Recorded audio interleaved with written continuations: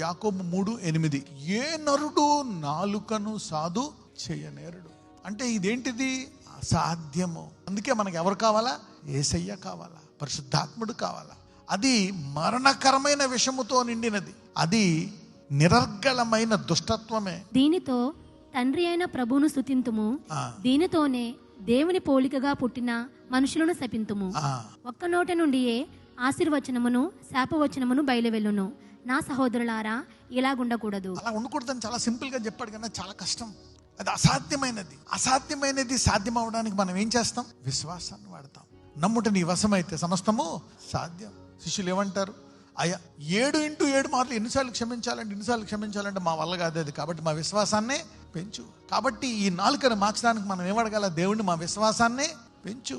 విశ్వాసం ఎలా పెరుగుతుంది? ఒకసారి ఒక దయ్యాన్ని ఎలగొట్టలేకపోతే ఆయన ఏమంటారు? అల్ప విశ్వాసులారా.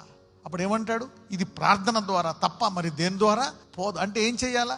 అయ్యా మా విశ్వాసాన్ని పెంచు అని ఏం చేయాలా? ప్రార్థన చేయాలి. అంటే ప్రతి దానికి సొల్యూషన్ ఏంటి? ప్రార్థన.